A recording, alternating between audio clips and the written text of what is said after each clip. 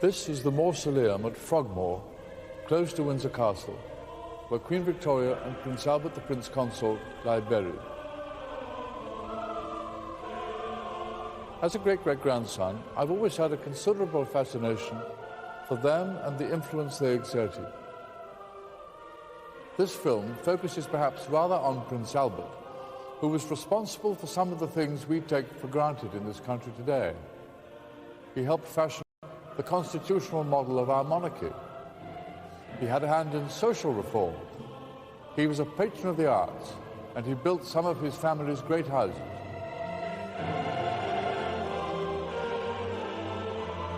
And above all, he was a staunch family man, deeply in love with Queen Victoria.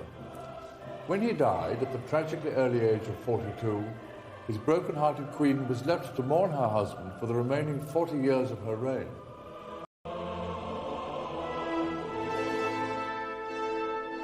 I always get a strong feeling of Queen Victoria's sense of loss from this photograph of mine, which shows Prince Albert, and in her own handwriting, Queen Victoria has written, "Beloved Papa," meaning Albert, "from poor, broken-hearted Mama." When she wrote it, the Prince Consort had already been dead for 2 months. No human power will make me swerve from what he decided and wished. Queen Victoria vowed sadly after the Prince Consort's death, and right up until the Queen's Diamond Jubilee in 1897 that crowned the remaining 40 years of her lonely reign, she was guided by Prince Albert.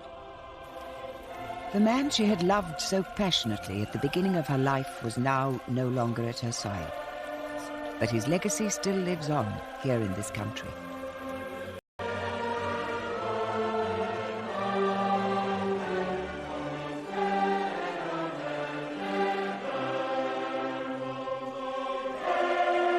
He designed and built royal palaces. He modernized existing ones. Organizations that he headed put up great buildings.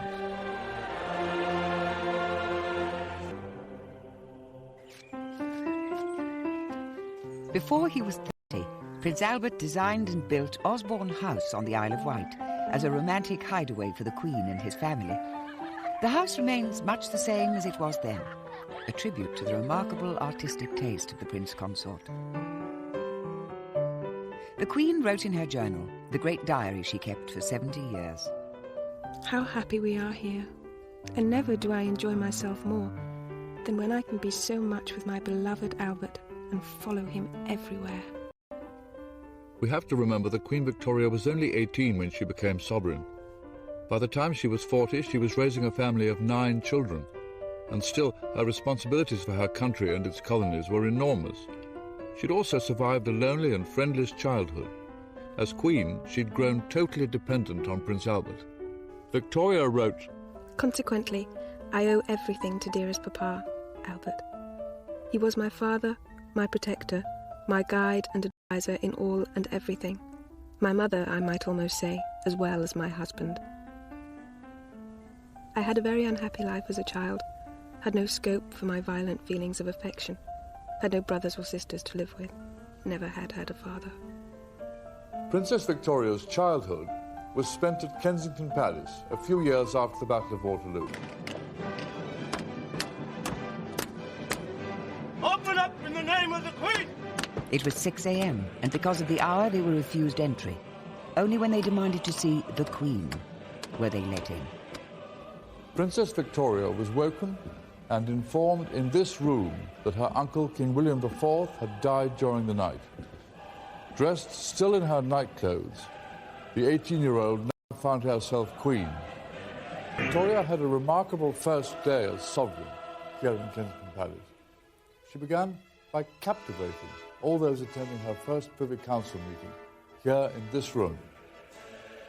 Melbourne, the Prime Minister, Lord John Russell, Lord Palmerston, the great Duke of Wellington, and Sir Robert Peel. That night, the Queen also removed herself from the clutches of her mother and abolished the Kensington system. In the evening, one word proclaiming her new independence appeared prominently 5 times in her diary. Alone. Quite alone. Of course quite alone. And at 9 came Lord Melbourne, whom I saw in my room. And of course, quite alone. But the young Queen was not alone. The court she presided over was highly political. Lord Melbourne was not only Prime Minister and leader of the Whig Party, he also acted as the Queen's principal advisor. Dining and riding with Lord Melbourne most days, the teenage Queen became first dependent on his advice and then quite infatuated with the worldly 58-year-old Prime Minister. The young Queen was readily influenced by Lord Melbourne. He distrusted change and hid from her the truth about social conditions in Britain. He believed children should be put to work in factories rather than starve. He thought flogging in prisons and treadmills was permissible, and that workhouses were for the social good. So, at a very early age, Queen Victoria's natural sympathies were blunted by the views of Lord Melbourne. Worse, the court Queen Victoria had inherited was traditionally partisan. Her ladies-in-waiting appointed by the party were wives of prominent Whig politicians. Inevitably, the crown became embroiled in a political crisis. It came when Melbourne's Whig government was forced to resign. The young Queen was desperate at losing her father figure. She wrote tearfully at his departure, All my happiness gone. That dearest, kind Lord Melbourne no more my minister. I sobbed and cried much. And the next day, at Lord Melbourne's final audience, I sobbed much, and kept holding his hand for some time fast in one of mine. I felt that in doing so he could not leave me. Then, in her grief, the young Queen behaved unconstitutionally. I could eat nothing. Wrote one line to the Duke of Wellington to request him to come. Instead of calling upon Sir Robert Peel, the leader of the opposition, to form the new government, the Queen asked another close friend, the powerful Duke of Wellington. The Queen was playing a dangerous political game to get her way. Wellington wisely declined. Ma'am, here is my list of cabinet appointees. The disgruntled Tory opposition leader Peel retaliated. And my request, ma'am, is that you remove your... But ma'am... The Queen was asked to replace her ladies of the bedchamber, many of whom had become personal friends, but all of whom were Whig supporters. the Queen adamantly refused. In the deadlock that followed, Peel said he could no longer form a government. Triumphant, the Queen wrote back to Lord Melbourne. I was calm, but very decided. The Queen of England will not submit to such trickery. Keep yourself in readiness, for you may soon be wanted. Queen Victoria then asked Lord Melbourne, her mentor and favourite, to return and form another government. And that brought an end to what became known as the bedchamber plot. It was an incident in which the young Queen was seen to exceed her role as sovereign. Changes would have to be made. Prince Albert Saxe-Coburg-Gotha, just 20, found himself in this volatile atmosphere in October 1839. To encourage the union between the two royal households, he had travelled all the way from Germany to meet Queen Victoria at Windsor. The Queen saw Prince Albert at the foot of the main staircase. That night she wrote, It was with some emotion that I beheld Albert, who is beautiful. and then she went further. Albert really is so excessively handsome. Such beautiful eyes, an exquisite nose, and such a pretty mouth. A beautiful figure, broad in the shoulders, and a fine waist. In an instant, Queen Victoria had fallen hopelessly in love. By protocol, the Queen had to propose. Within 5 days, she had asked Prince Albert to marry her. Albert wrote, Dearest, greatly beloved Victoria, how is it that I have deserved so much love, such affection? Heaven has sent me an angel whose brightness shall illume my life. In body and soul, ever your slave, Albert. What started as an arranged marriage had been transformed and became one of the most important in British history. It took place in St. James's Palace in February 1840. But on the wedding day itself, the Times could only sneer about the young foreigner marrying the Queen. The Prince began diligently looking for roles that would enhance his prestige and influence. First, he turned his energies to reorganizing the antiquated royal household. But Prince Albert's most pressing concern was to ensure the monarchy stood once and for all above party politics. With the Queen now expecting a child, it was suggested that Prince Albert should replace Lord Melbourne and act as her principal advisor. He seized the chance. The Home Secretary, Your Majesty. From then on, he took notes of ministerial meetings and drafted all the Queen's government letters. I resolutely hold myself aloof from all parties. I speak openly with the ministers on all subjects. I endeavour quietly to be of as much use to Victoria in her position as I can.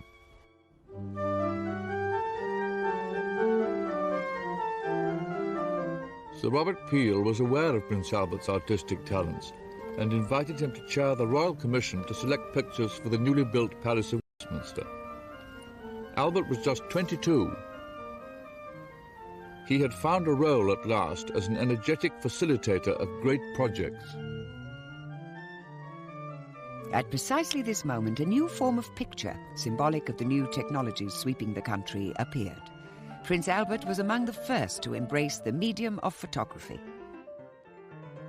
Prince Albert at 23, one of the first photographic portraits ever taken in Britain.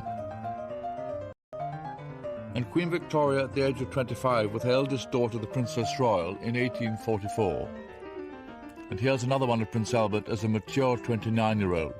By now he was becoming an innovator, determined to come to grips with the great industrial age sweeping Britain.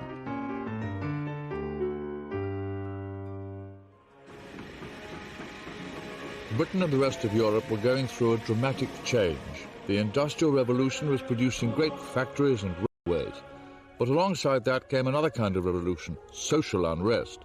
As people's earnings and rights increased, so did their aspirations. But living conditions in the centres of work did not keep pace. Prince Albert, rather than the Queen, was aware that the times were dangerous. As royal houses on the continent began to buckle and fall under popular revolution, the Prince's diary for 1848 reflected his growing concerns. 7th of March. The property of the French royal family is sequestered at Paris. 10th of March. Riots in Munich. 17th of March. Great riots among the peasantry in Swabia. 18th of March. News of revolution in Berlin. 4th of April. Disquieting views from Ireland. 11th of April. Increase in anarchy in Germany. 18th of April. A long conversation with Lord Shaftesbury as to what can be done for working classes.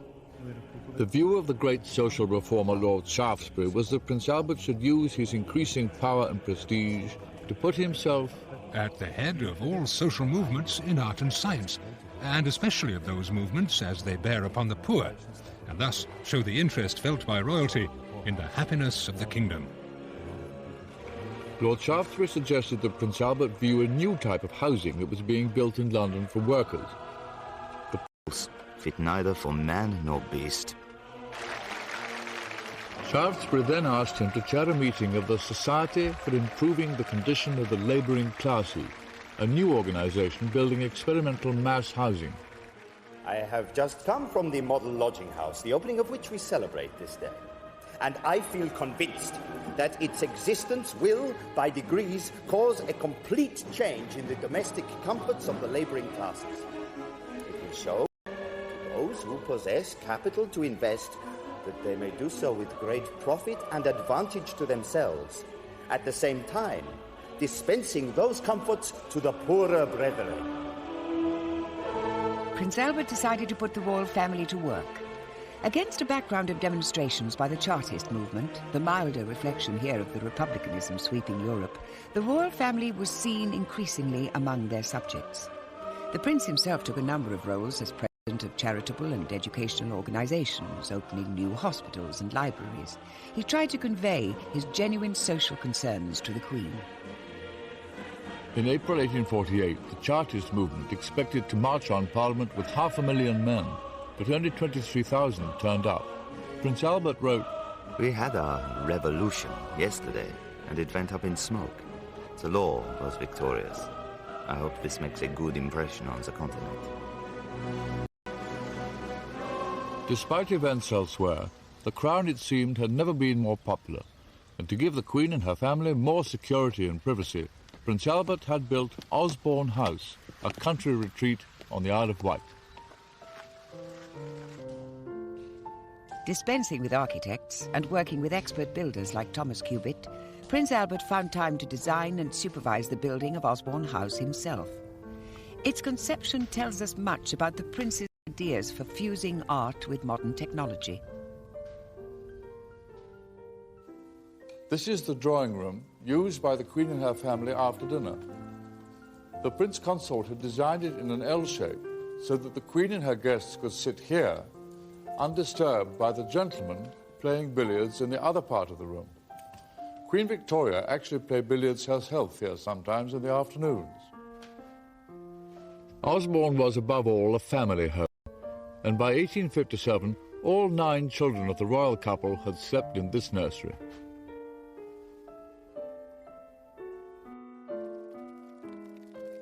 Osborne House has been left today as though the royal couple still lived there.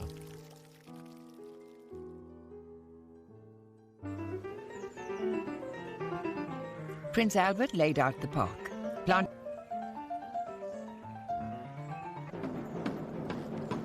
Model fort was built by Prince Albert to teach military manoeuvres. Come on, you men! That is good. There was an extensive nature museum like the one of his childhood. What is this eagle called? White-tailed eagle. And how fast can it fly? I would say that. But even at Osborne, the Queen was never far from the duties of state. Prince Albert had become the power beside the throne as he sat next to his wife drafting her letters. But she was clearly frustrated about the way successive governments had failed to recognize his services to the country. Victoria wrote, "Oh, if I only could make him king." To compensate, the Queen had a second door made leading into the council room at Osborne so that they could enter simultaneously for council meetings.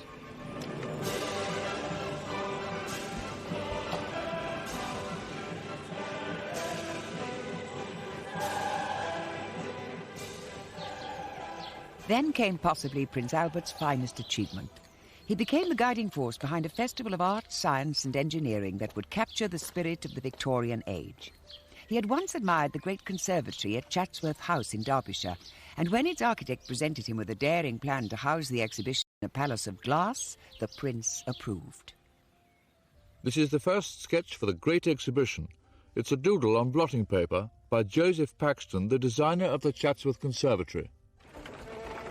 At the start, the great project hit difficulties, many of the objections coming from establishment enemies of the foreign prince. The Royal Commission that the Prince chaired had 2 aims. It recognised the worldwide supremacy of British industry, but believed it could be further improved by exposing it to superior design from abroad. So by making the exhibition international, the Commission created a showpiece for free trade. This was strongly opposed by protectionists within the government. It was a question of whether this exhibition should be exclusively limited to British industry.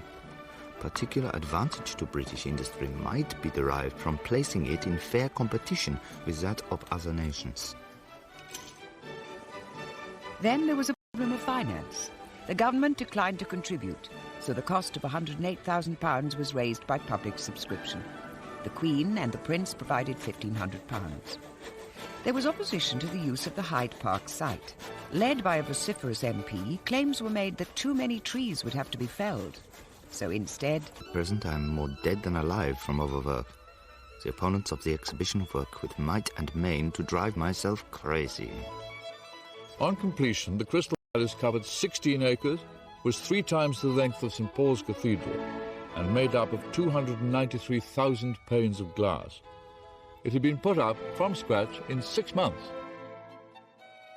But 100,000 exhibits had still to arrive from Britain and the 4 corners of the world for the opening in May 1851. Everybody is occupied with the great day of tomorrow, and my poor Albert is terribly fagged. Terrible trouble with the arrangements for the opening.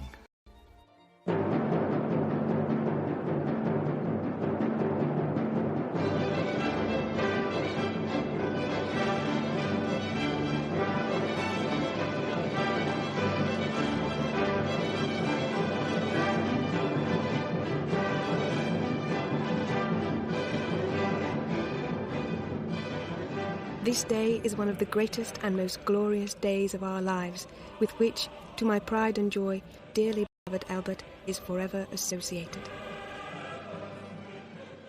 The glimpse through the iron gates of the transept, the waving palms and flowers, the myriads of people filling the galleries, together with the flourish of trumpets as we entered the building, gave a sensation I shall never forget, and I felt much moved. Among the ambassadors at the opening was a mysterious Chinaman dressed in satin who repeatedly bowed to the Queen. Tactfully, Victoria included him in the procession. He Sing turned out to be an impostor. He was the owner of a Chinese junk moored on the Thames who pushed his way to the front. The exhibition was the greatest treasure trove of industry, art and science the world had ever seen. British exhibits filled the entire western nave, and foreign ones took up the eastern half. The Indian section was a cornucopia of gems, silks, cottons and great crowns in precious metals. There were elephant tusks and tiger skins. The most popular exhibit was in the French section, a fountain of eau de cologne that ran continuously. Then there was the latest engine by James Watt, possessing the collective power of 700 horses. A floating church for seafarers. The Koh-i-Noor diamond. A soda water machine. A boat easily converted into a comfortable mattress or safety life belt. An India rubber bath. Wigs that had built-in ventilation. And a set of false teeth enabling the wearer to yawn. The country's entire population was only 23 million. Prince Albert was able to write with satisfaction. The crowds at the exhibition are bigger each day. On the financial side, we naturally stand very well. Profits from the Great Exhibition were £186,000, and Prince Albert wanted the money to encourage new design in British industry.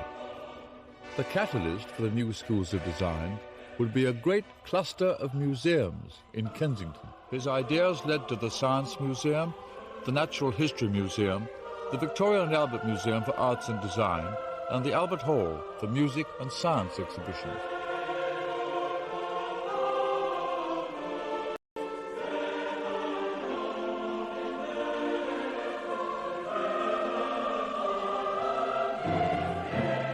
Although they weren't completed in his lifetime, the museums remain Prince Albert's greatest legacy to this country.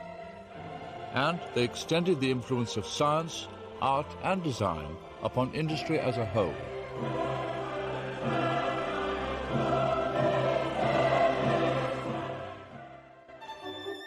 An event in February 1849 confirmed once again the Queen's need for more privacy and security. One of her sketchbooks was stolen from Windsor Castle and the contents published in a popular newspaper. The Times thundered, Let the Queen of Great Britain be able to sit down to her piano or sketchbook with the same security against intrusion as any other lady in the land. At around this time, the royal couple acquired the Balmoral estate in Scotland. Its remote location was deliberately chosen to shield the Queen from repeated intrusion by the London press and to ease the prince's increasing exhaustion. Instead, of course, Prince Albert demolished the old castle and in 3 years designed and put up a new one, the Balmoral of today. He wrote, The new house is up 1 story, and with its dressed granite, promises to present a noble appearance. The work is terribly hard. The Queen wrote, Every year my heart becomes more fixed in this dear paradise, now that all has become my dear Albert's own creation, own work, own building, own laying out, as at Osborne. Balmoral was the couple's favourite place of escape. They revelled in the healthy climate and scaled the great surrounding hills. Highland life really captured their imagination, and they became a little bit more Scottish on every visit. Just as Prince Albert had helped introduce the German Christmas to Windsor, so at Balmoral, the royal couple lived out the romantic Scottish image of tartans, kilts, along with Carl Haag.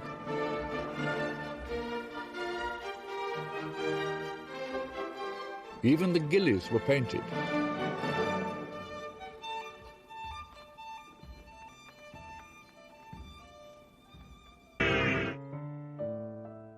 Balmoral was always in form, and it was here that Queen Victoria appears to have made up for the childhood she'd missed. It was wonderful not seeing a human being, nor hearing a sound, excepting that of the wind, or the call of the black cock or grouse.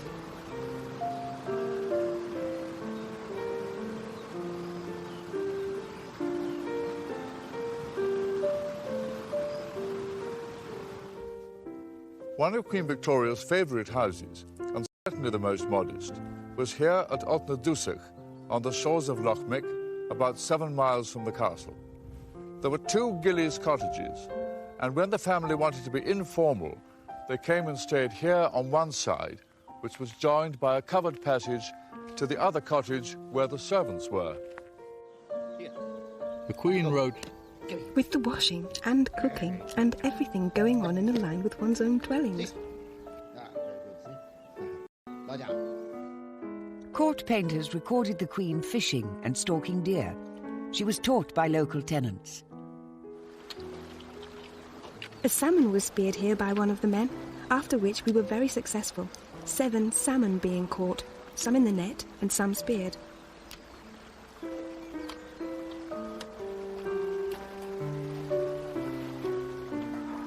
The scene at this beautiful spot was exciting and picturesque in the extreme. I wished for Landseer's pencil. Idyllic Landseer paintings captured life at Balmoral for the royal couple, and the normally restrained Prince Albert became more lyrical in his writing. We have withdrawn for a short time into a complete mountain solitude, where one rarely sees a human face, where the snow already covers the mountain tops and the wild deer come creeping round the house. I, naughty man, have also been crawling after the harmless stags, and today I shot 2 red deer.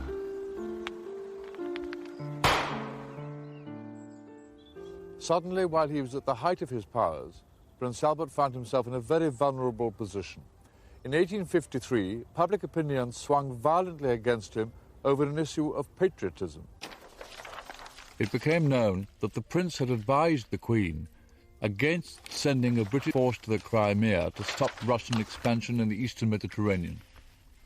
It is too much that one man, and he not an Englishman by birth, should be administrations. Nevertheless, the controversy soon died down once the royal couple bowed to popular will and supported the expedition against Russia. Initially, the Crimean campaign was a disaster for the British Army. The men soon became bogged down in trench warfare around the landing port of Balaclava, and they weren't dressed or equipped for fighting on Russian soil. There were no proper field hospitals, and the dead were buried in rows by the ships in port. William Russell, the Times correspondent at the front, was the first to reveal the incompetence of the expedition.